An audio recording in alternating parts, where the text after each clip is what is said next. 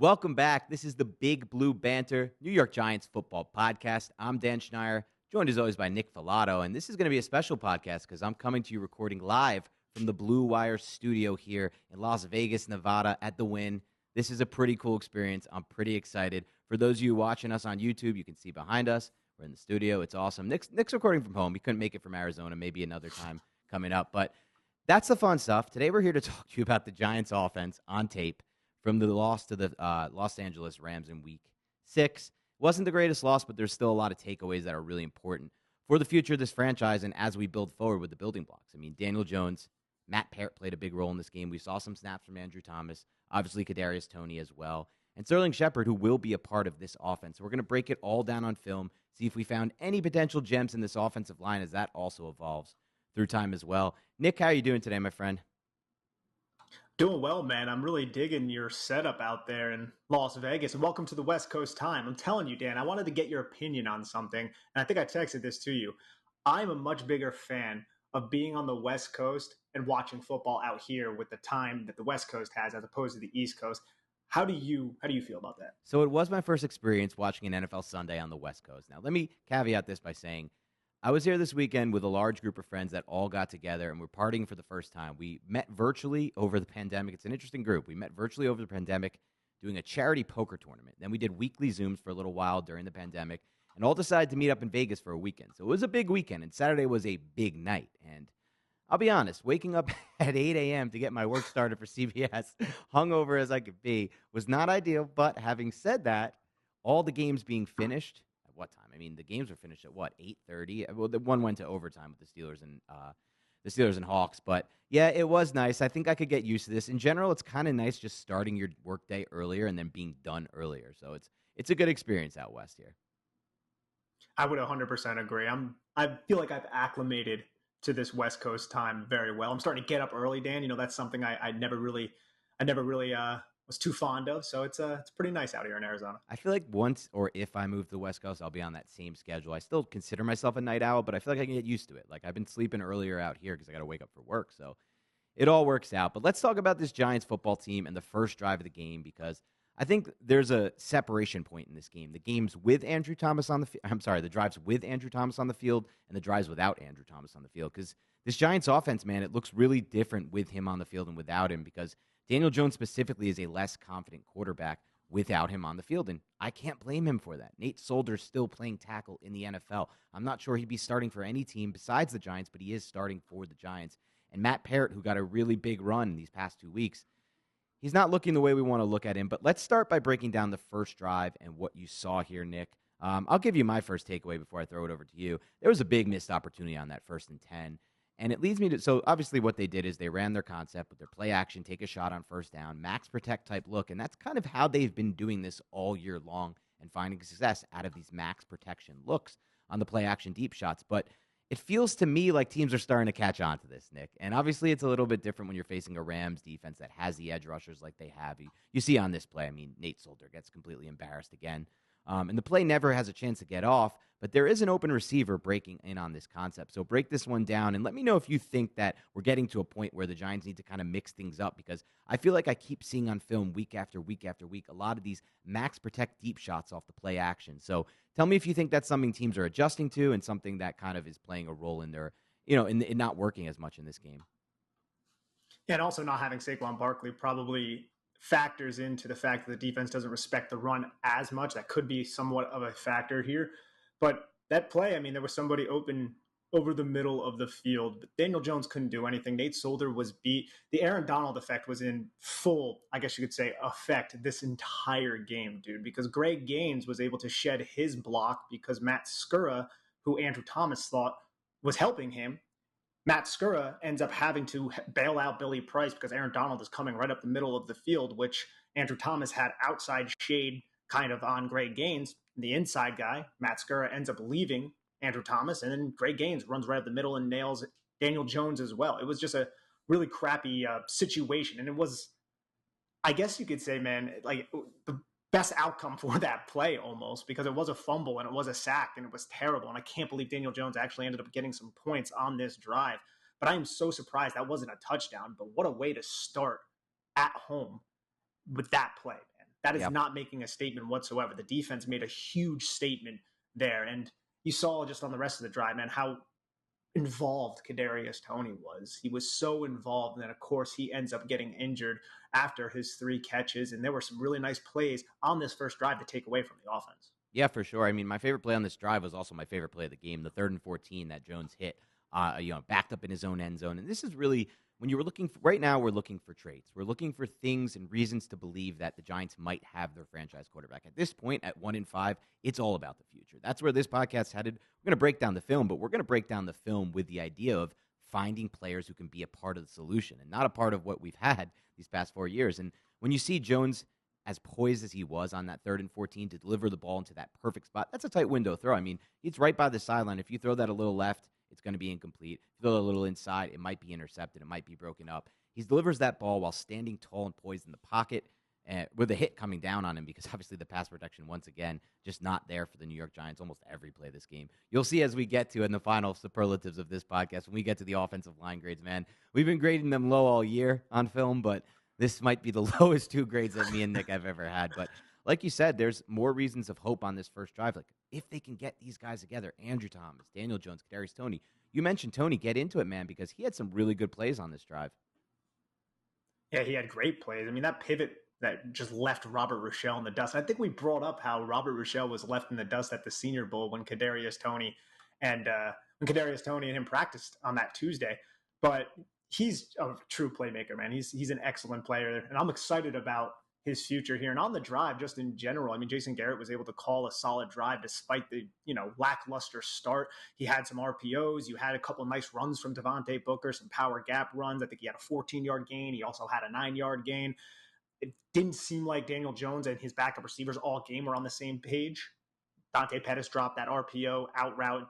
Pass wasn't perfect. You also had Sterling Shepard drop the screen a little bit later on in the drive, and it resulted in that Colin Johnson goal line fade, which we all love to see. And then the end result of that was obviously the field goal. But it was peculiar to me that there was a flag thrown on that play, and I'm 100% fine with them not throwing the flag or them picking the flag in that situation, but I feel like that rarely happens. When the flag comes out, the refs rarely pick it up. And it's just another thing that kind of works against the Giants here. Not that I'm making excuses. The Giants got completely embarrassed in this game, but that was just a nice way to cap off the most impressive drive of the game from the New York Giants, sadly. And it's funny you mentioned that because I remember going over it in the Tampa Bay Buccaneers game last year when we broke down the film on that. The flag they picked up off the field in that game. Do you remember that one? Yeah.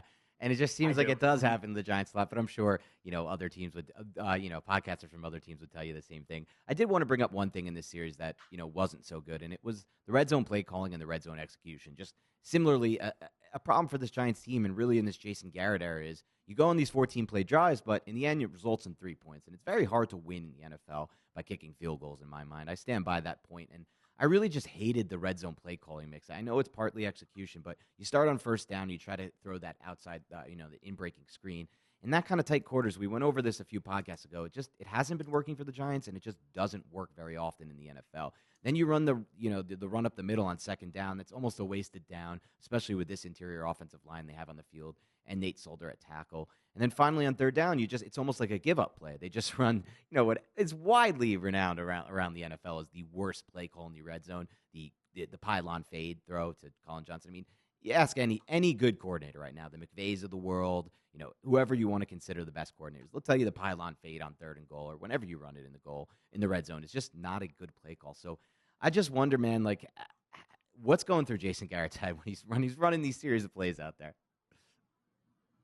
Yeah, I'm not 100% certain. I mean, the Sterling Shepard play, that should have been good for at least 4 or 5 yards to put the Giants into a second and manageable. But then they're in a 2nd and 10 because he can't hold on to the damn football. And that leads to a shotgun GT counter where Jalen Ramsey just absolutely just slides around Will Hernandez and gets enough of Devontae Booker. So Booker picks up, I think, like 2 or 3 yards or something like that. That Jalen Ramsey had a couple plays like that, Dan, where he just slid around blocks and just made impressive tackles just by like basically throwing his forearm into the shin of Devontae Booker.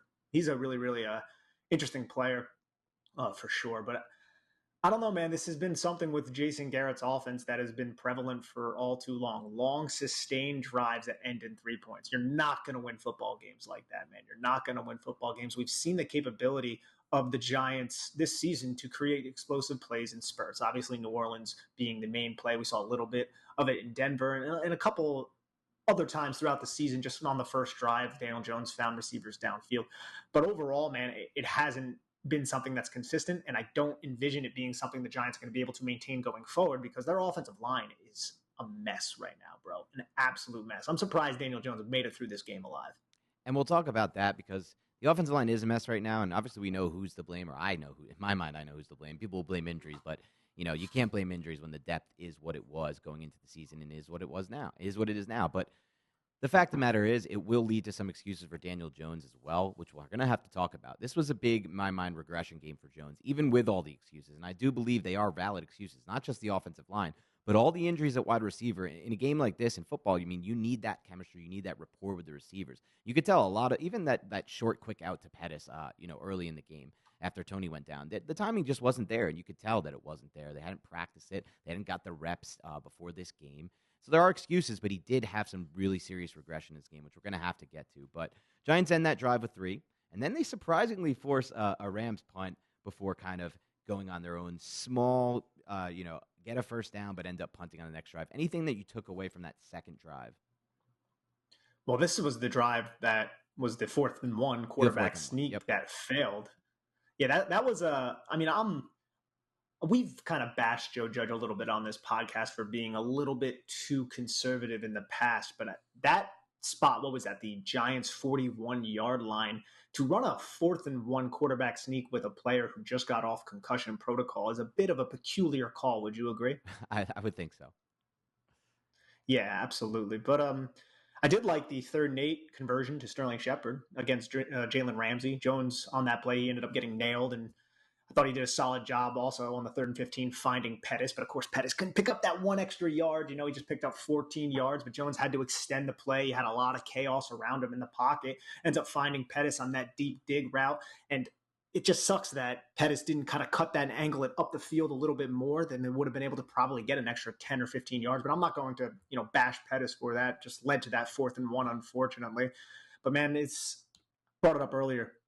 Aaron Donald, dude, he's just a freak of nature, what he's able to do in the interior. The Giants were putting such a focus on stopping this guy, and he had such an impact on almost every single play, it seemed like, in protections, in the run game. The guy is an absolute animal out there, and the fact that the Giants were putting Billy Price and Matt Skura and Wes Martin out there is just indicative of where the Giants are right now as a franchise. Right, and even Hernandez, who's at best an average starter for them at right guard, nothing really to really look forward to. But I will say this, it does feel like this was obviously the only game of film, and we had one last year where me and Nick have watched Aaron Donald on film, so now we have a 2-game sample size dating back to last year.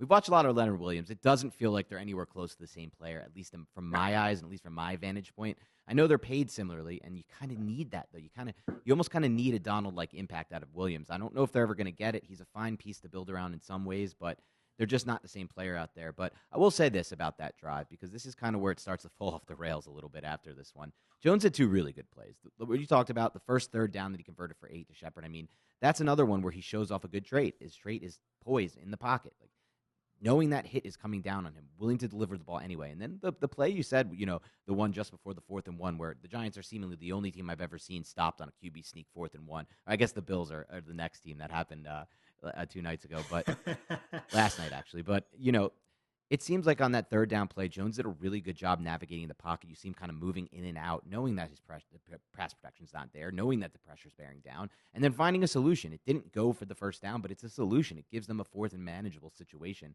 to make an aggressive call, but obviously they don't get it. And then the Giants defense forces another punt here, and the Giants get the ball back 3-0. You're starting to get the feel like, can the Giants maybe win this game with a couple explosive plays on offense? I know at this point, Kadarius Toney's out. He's injured. And according to Pat Leonard, that injury could linger. He's supposedly definitely out for this week and maybe held out longer. So that's super disappointing. But you start to get the feel like maybe, just maybe, the Giants can do something in this game. And then they have a 3-and-out here. So anything to take away from this 3-and-out? Nah, just a run from Devontae Booker, and then you had a stick route to Evan Ingram to set up the 3rd and 1, and then not to just beat this dead horse here, but Aaron Donald just absolutely just taking advantage of Matt Skura with the quick arm over move to shoot the B gap, and then that didn't necessarily result in a tackle for Aaron Donald, but what it did was put him into the B gap, which was the designed location for the run. So then Devontae Booker had to cut it to the weak side, and there was defenders there waiting for him. Couldn't pick up the first down, forced a punt. Giants were kind of deep in their uh, back in their own end zone anyways. So unless they picked up the first down, they were going to punt it, obviously not go for it again in that situation. But it was just a 3-and-out, something that is a little bit too common right now with this offense. Yeah, and Aaron Donald, man. I mean, we've watched a lot of players on film from other teams this year, and since we've been doing this podcast, I think he's got to be the most dominant and impactful player that I've watched since we started covering this team. Like, I'm trying to think, can you think of a player who's been more impactful, not only in what he accomplishes on the field, but in what he requires you to do? I mean, there was the play early in the game where he had a double team. The Giants had a double team with, I believe, Skura at that point was in the game, and Price. He splits the double team and gets the pressure on Jones. I think that was the 3rd and 14 he completed. But it's just amazing what this guy can do on the field. He also split a double team from Skura and Andrew Thomas. There were plenty of plays. I think one of these drives, it was literally like he disrupted Daniel Jones terribly. He knocked a pass out of the air, and then he made a tackle for a loss. It's like this guy is just everywhere. And I mean, I remember him coming out of Pitt, dude. I loved him. But that draft, man, 2014, that draft was just stacked, bro. I mean, the Giants, we couldn't be upset by who the Giants ended up taking with Odell. Well, he gave us a lot of good years. I will say this, Nick, and this is a shout out to Ronnie Schneier, my father. He was a big Aaron Donald fan at the time, big proponent. And even after Odell broke out, he stayed true to it. He's like, Dan, you have no idea. The impact that a player like Aaron Donald can make in the trenches is so much more than a receiver can ever make. And not only was he right about that, because I do think Aaron Donald makes a bigger impact than basically, in my mind, I'll say any receiver in the NFL, not basically any receiver in the NFL, but also the longevity factor. I mean, he's been an amazing elite player since 2014, and he's not slowing down in any way. So just an excellent player. And this is when the wheels start to fall off for the Giants. The Rams go down, score a touchdown. Now the Giants are playing for behind. Will Hernandez commits a false start on 3rd and 4. They're in 3rd and 9, and here comes that sack fumble for Daniel Jones. We had one earlier. The Giants recovered. This one, they weren't so lucky. What happened on this play, Nick? Matt Parrott, man, he tried to initiate contact with that inside arm, not the outside arm like we talked about last week, but that inside arm as his hips were swiveling open. So that just gives such an easy access to his outside shoulder and then right around him. And it's just a disastrous way to allow those edges to kind of bend through contact and rip through the outside. And that's kind of exactly what happened. And these are similar issues that we saw with Matt Parrott. He's not good with protecting that upfield shoulder, that outside shoulder. His hip discipline is not great. I feel like he doesn't necessarily always get the necessary depth in his sets as well. So there's a lot of issues technically with Matt Parrott. We saw him on full display here, and that was just a really bad rep from him. And Okoronkwo, kid from Oklahoma from a couple of years ago, I think I said that correctly, just absolutely uses his speed and quickness to take advantage of a tackle. I think that was Matt Parrott's first, you can correct me if I'm wrong, but I think that was his first play in the game, his first passing attempt at least. So it's just, we saw some positive things from him last week, and of course that was relative to Nate Solder, and it's not too easy to look great when you're playing next to Nate Solder, and I'm not trying to sit here and take shots, but Nate Solder's a little bit over the hill at this point of his career. But right now, teams had tape on him. They knew to attack that outside shoulder, to use his speed, and I never really felt like Matt Parrott had a strong punch or pop when he initiates contact to begin with. So a hard chop or rip move, you can combine them both. Chop going downward, force the momentum of Parrott forward, get him his equilibrium a little bit screwed up, and then rip through the outside shoulders, raise that center of gravity again. It's a dangerous move that he struggled to defend for 2 straight years now. Yeah, I mean, I remember right when it happened in the live broadcast, you text me, this is why Matt Parrott doesn't play. And I mean, I get it. It's a bad situation to be in, though, because Nate Solder is over the hill. We're not taking shots here. I mean, you look at the film, it's so obvious that.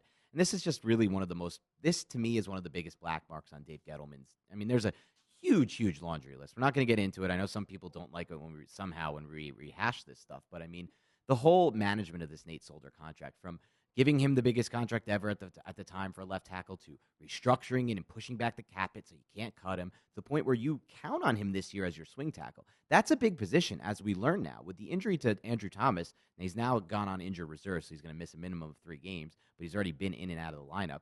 Swing tackle is a huge position, and it was really negligent by this coaching staff, and it's not just the GM; it's by the coaching staff as well to go into the season with Nate Solder as your swing tackle, just because you had some cap, some dead cap tied to his contract. That's not a good reason. They had to see this in practice. There's no way they could have watched practice and not seen this because when you watch Solder, there's no anchor. Even the technique looks worse. He's not quick anymore. So yeah, you had to see this in practice, but you don't. But like you said, man, this is why Matt Parrott wasn't playing earlier. And at this point, we're in year 2 with Matt Parrott.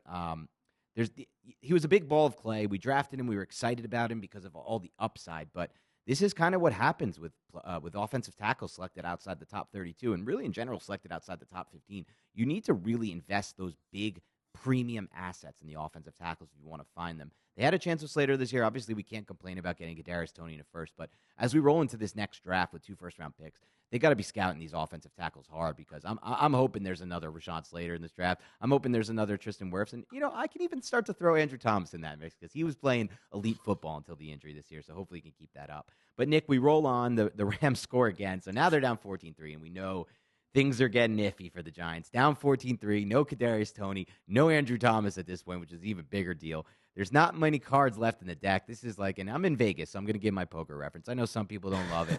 Some people love it, though. Some people get it. Some people love it. At this point, no Thomas, no Toney, no Galladay, no Barkley. I'm pretty much dealt on the button 10-6 offsuit. So I can make a hand here. I might be able to make a straight. I might be able to make trips. Maybe I luck my way into a 2-pair that holds, but it's a tough spot. And obviously on this drive, the Giants, once again, another 3-and-out situation. Anything to take away from this one?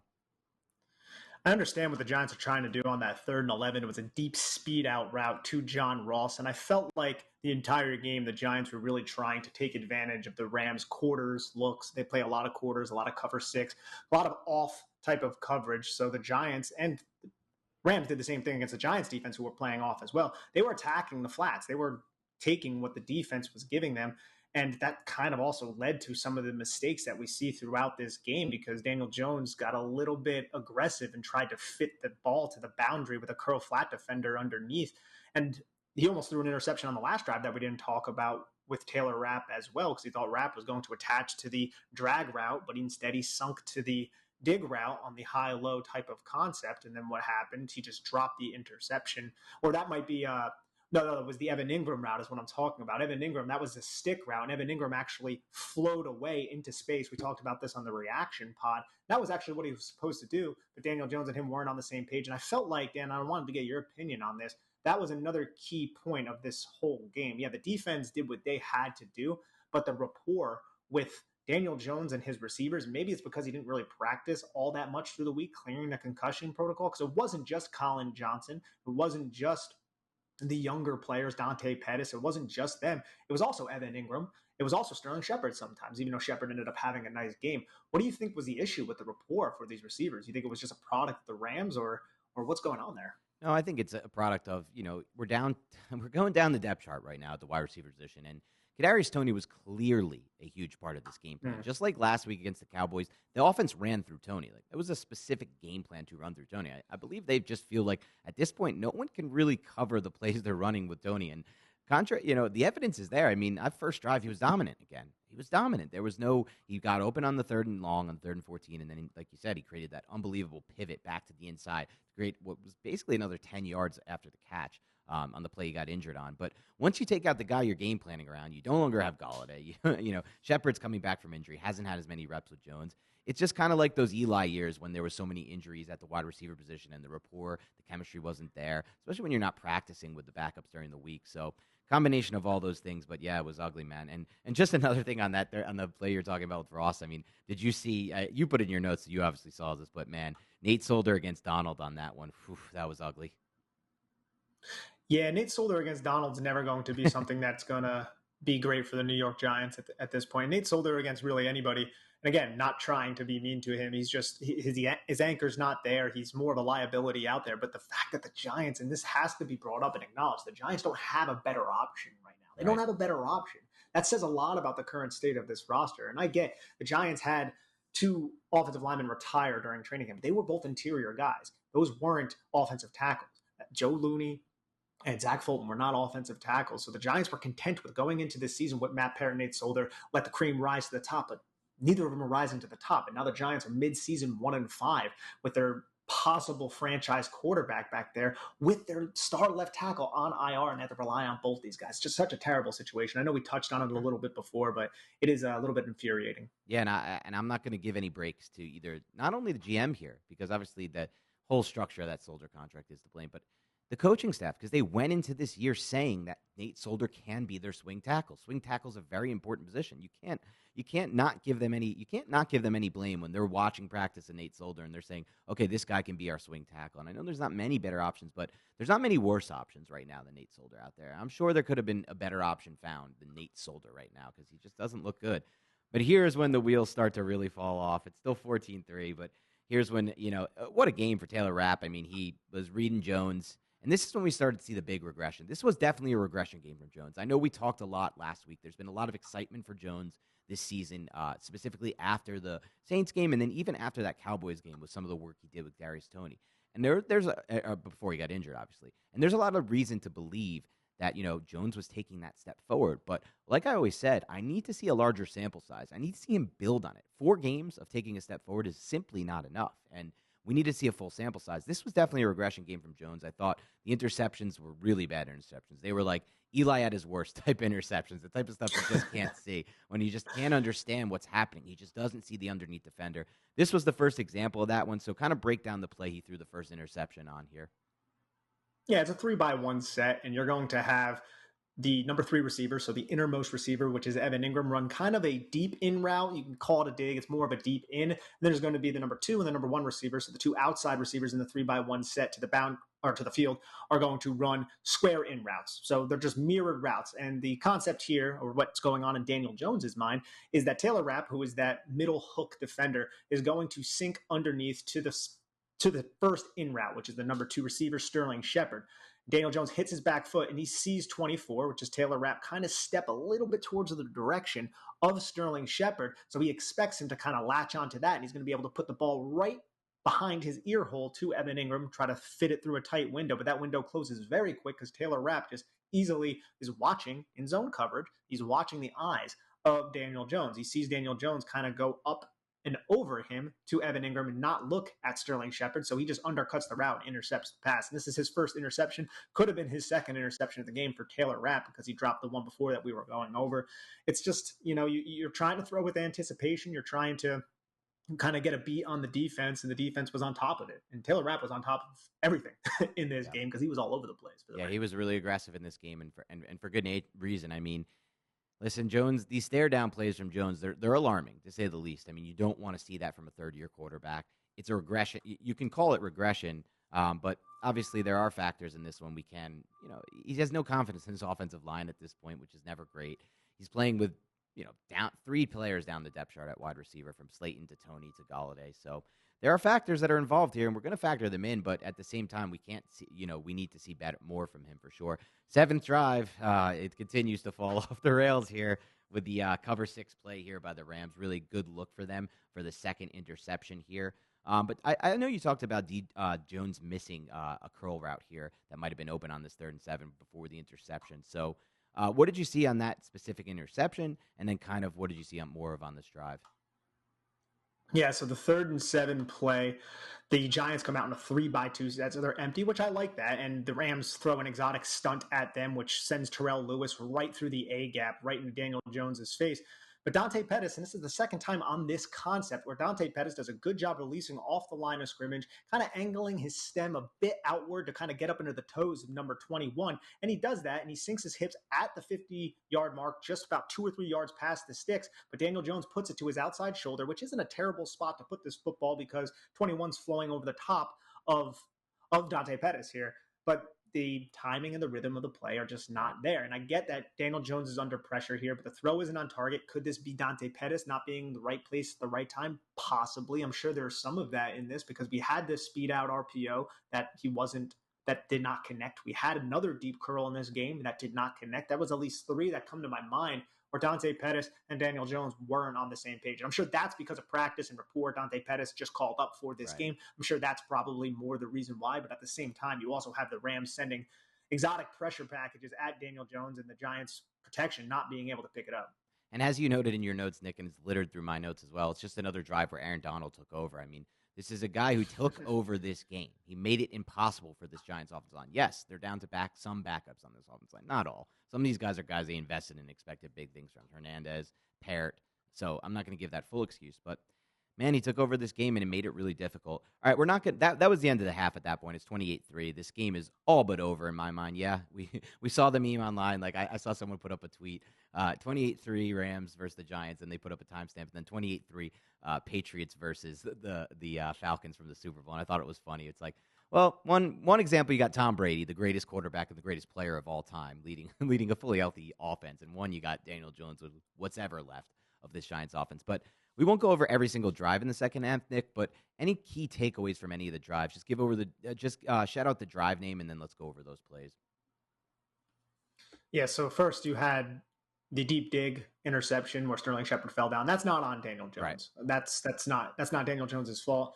Sterling Shepard just kind of slipped in and out of his break. That was at the end of the first half. Just wanted to kind of bring that up. Robert Rochelle comes away, I think, with his first interception of his career, so kudos to him, but it was a gimme type of interception. And then I want to also just kind of bring up, and I'm not 100% certain which drive it was, but the other interception, just because we're talking about them, and that was the interception that we've talked about a little bit with Taylor Rapp undercutting it from the curl flat spot, a deep curl from, I think it was that Dante Pettis or John Ross, whoever it was, It didn't matter. That was one where it really looked like rookie Daniel Jones. I'm going to catch the football and I'm going to shoot my eyes to my primary target, and I'm going to try to fit the football into this place that probably shouldn't fit a football. And he attempted to do so, and it was undercut by Taylor Rapp, and Taylor Rapp continued his excellent game on that play. And those are the mistakes, man, that we haven't seen a lot of from Daniel Jones this season, but they're still well within his range. There's still mistakes that he's going to make, and I get this game's well out of reach here. He's just trying to make something happen.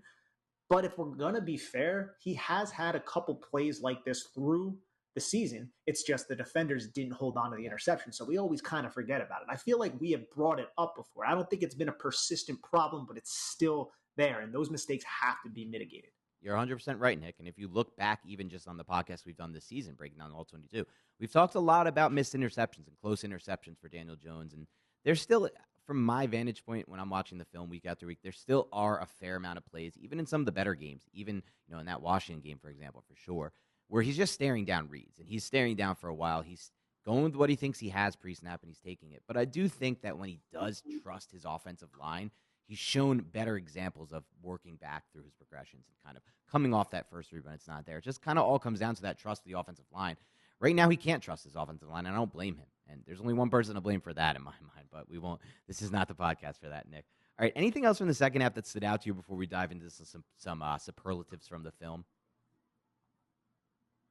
So a lot of garbage time, I will say. I'm glad to see that Daniel Jones was able to, and I know it's extreme garbage time, but he was able to put something out there. Now, I don't necessarily agree with him being on the football field there. I think that's a good way to get your franchise quarterback who was hurt last week, hurt again. I don't think that's a great way to win football games. Joe Judge has to do a little bit better job taking care of his players there, and I understand competition and all that stuff. But it was, I guess, if we're going to try to look at the positives, nice to see a touchdown drive so the Giants maybe can be like, yay, we scored here, but there's not a lot of positives to take away. There was some reckless football. There was some soft coverages, Giants doing what they had to within Jason Garrett's offense of just, hitting on the slant flats, hitting on the stick concepts, hitting on some deep digs, hitting on some vertical concepts, which was nice, but nothing too far down the football field. And without Kadarius Toney and against this Rams secondary, which is not the Rams secondary from last year, it's going to be it was still difficult for the Giants to move the football. Yeah, you're right. And I love that term. We're probably going to coin it and use it more often. That's extreme garbage time. And that's what it was. Extreme garbage time when they scored that touchdown. I mean, the Rams at that point, I don't know if it didn't look like the same kind of energy on defense that they had at the beginning of the game. And I don't blame them. There's really nothing to lose from giving up that touchdown at that point for them. It is truly extreme garbage time. But that brings me to a topic that we should discuss before we get to these superlatives. And that's Joe Judge's decision to play Daniel Jones toward the end of that game and really for the entire fourth quarter.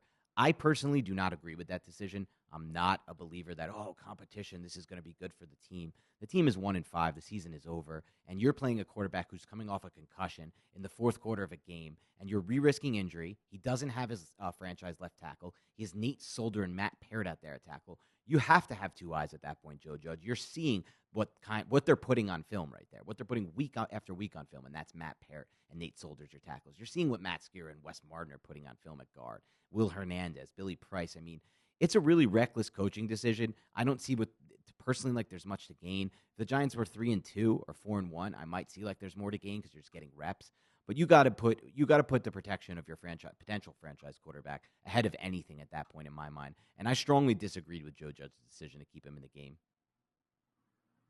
Yeah, it was definitely not a wise move. And we saw Mike Glennon on the sidelines with his helmet on. It looked like Glennon was going to come in, but Jones, I don't know if he forced the issue and wanted to play, but I just think in a blowout like that late in the fourth quarter, you're not gaining too much keeping him in the game there. It's just, especially 1 week removed from the concussion protocol. Yep, no doubt. All right, let's get into some superlatives of this offense. This is going to be a tough one to do. I mean, this is not a good offensive performance. Do you have an unheralded player of the week on offense? We've had one, for the record, since we've been doing this since the start of the season. We have had an unheralded player on film all year. Do you have one for this week, Nick? Save me. I don't, man. Save me, because I don't have one. Save me. I don't.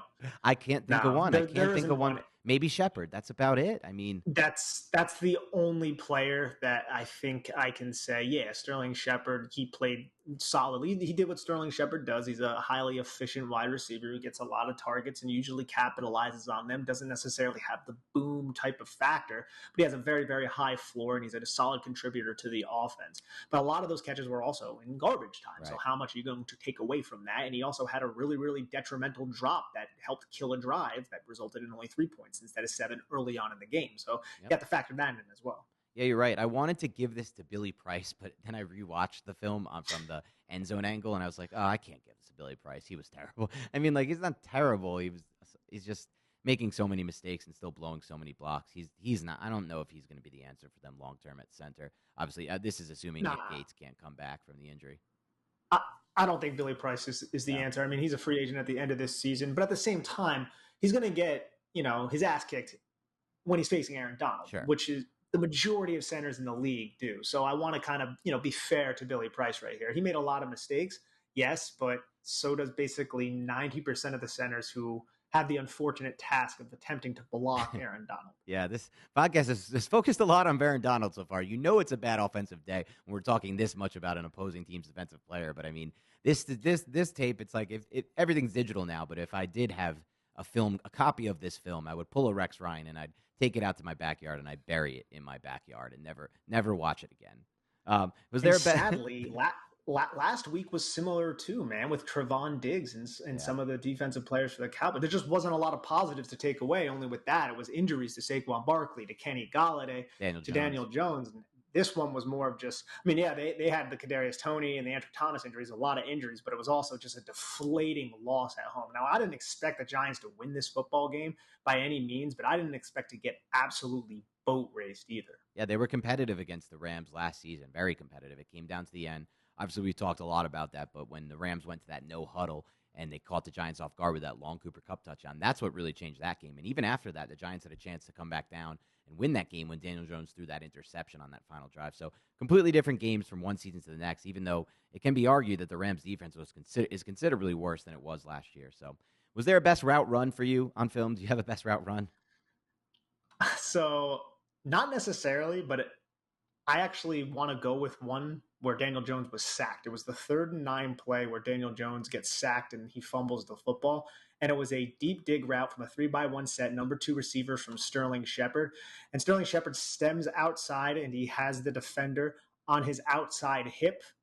And he just kind of sticks his outside foot in the ground and then explodes inside. And if Jones had a little bit more time, he had about 1.5 yards of separation on his defender, and the underneath window, those middle hook defenders were kind of, I guess, occupied by Evan Ingram at the time. So if there was time provided to Daniel Jones, this could have been a big play to Sterling Shepard. Not a great route or an over-the-top route, but if I'm trying to be positive, it was a solid dig route from Sterling Shepard, somebody who is a technician as a route runner.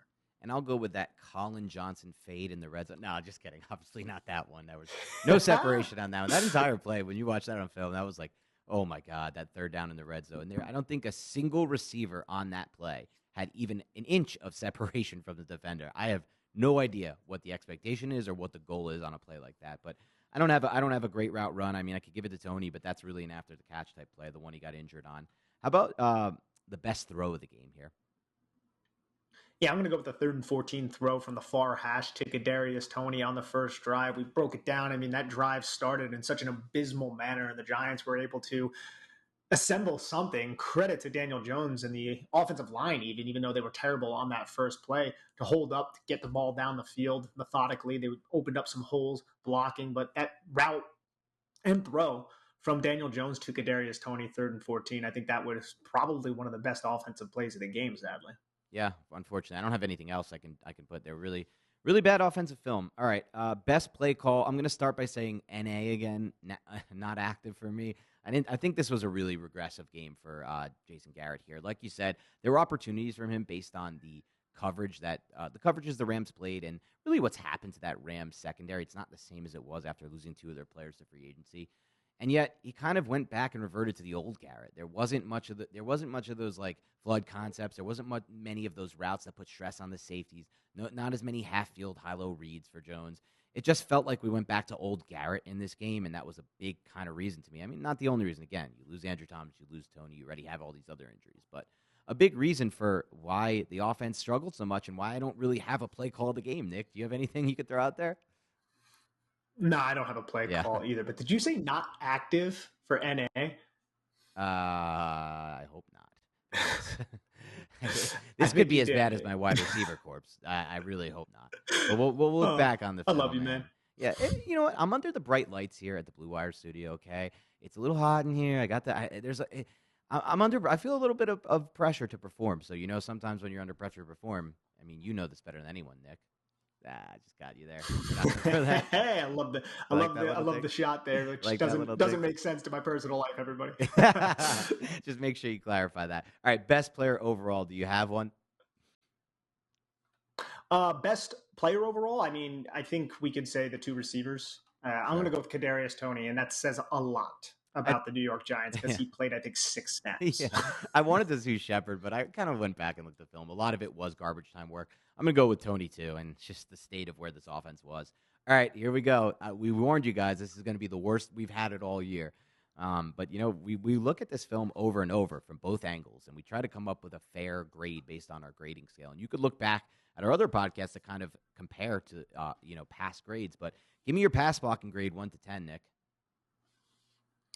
Jeez, my pass blocking grade is a 1.3, and I think I'm even being generous there because I'm saying, hey, you have one of the best players of, and again, here we go, throwing a bunch of praise at Aaron Donald, but one of the best players to ever play football, really, at that position. I think when it's all said and done, he's going to go down as one of the best defensive linemen, and you're tasked to block that with a bunch of your backups, which makes me be like, okay, I'm not going to go into the 0.6 category, which I think is fair given the game. So I'm going to go with that 3? Yeah, I'm going to go 0.9. I'm in the zeros. I just tried. I watched this so many times, and I'm just like, there's like no well-blocked play in pass protection. There wasn't a single one that I found on film where like, all right, he had all day there. He could throw. And it's just crazy, like, the state of this offensive line, man. I can't believe we're here. I can't believe we're at this point when the stated goal by this team 4 years ago was the first thing we're going to do is fix this offensive line. You had the 2nd pick. You had the 4th pick overall. You had the 6th pick overall. You traded for extra first-round picks. You had all these high second-round picks and all the cap space in the world. They spent $1 million in free agency, millions of dollars in free agency. And here we are. All right, give me a run blocking grade 1 to 10. I think it was a little better here. Yeah, I gave it 3.6. I think there were solid holes. I mean, it's still not great. There were some solid holes that Devontae Booker hit. And I felt like Devontae Booker wasn't this game, replacement of Saquon Barkley, but you're never going to be able to replicate an athlete like Saquon Barkley.